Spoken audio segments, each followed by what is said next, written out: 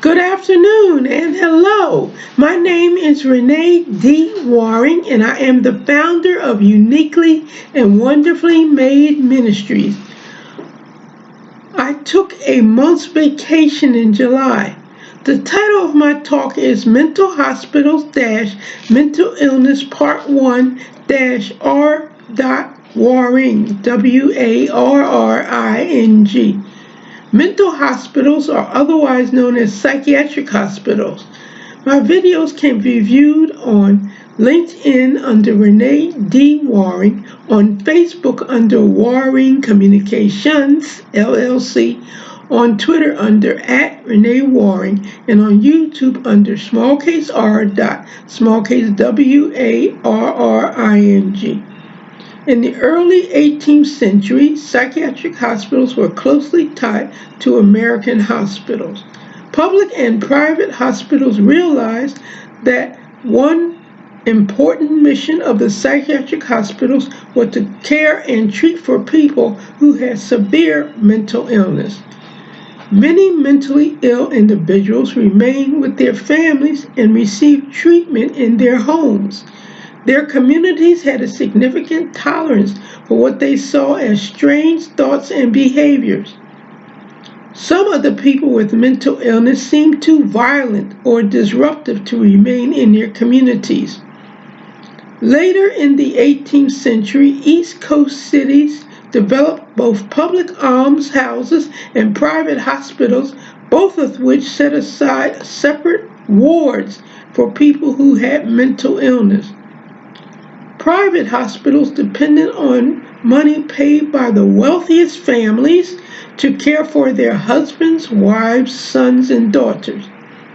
Public almshouses were supported by charitable contributions. Their mission was to care for physically sick and mentally ill poor people. Early in the 19th century, European ideas were adopted by the United States. The ideas were called, quote, moral treatment, unquote, which promised a humane treatment of mentally ill people. Moral treatment was built on the assumption that those who had mental illness could find their way to recovery and an eventual cure if they were treated kindly and in ways that appealed to the parts of their brains, their minds, which remain rational. The people who ran hospitals renounced the use of harsh restraints and long periods of isolation that had been used to manage the most destructive behaviors of mentally ill individuals. At this time, early in the 19th century, the new name for psychiatric hospitals was, quote, an asylum. The institutions otherwise known as asylums were specially constructed buildings no longer attached to hospitals where people with physical maladies were treated. The asylums were quiet, secluded, and peaceful country settings. Opportunities for meaningful work and recreation, a system of privileges, rewards for rational behaviors, and gentler kind restraints used for a shorter period of time, where in previous eras restraints were used for a long periods of time. Many of the prestigious private hospitals tried to implement some parts of moral treatment in their treatment for mentally ill patients in their wards.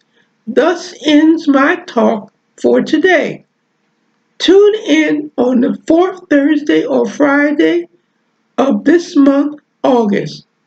View my next presentation and ask someone to view it also. My videos can be viewed on LinkedIn under Renee D. Waring, on Facebook under Waring Communications, LLC, on Twitter under @Renee Waring, and on YouTube under Warring. My book entitled The Warrior Waring, Second Edition, has been published on Amazon.com.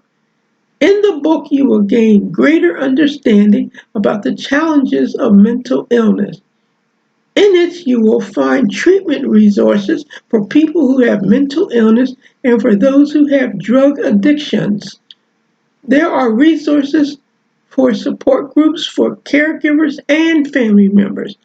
There are resources for people of all ages, from children to older adults.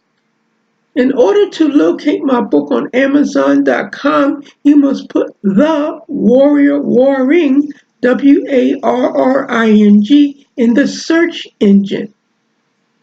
The book is gray in color. I am the founder of Uniquely and Wonderfully Made Ministries. My name is Renee D. Warring, and I am the Warrior Warring.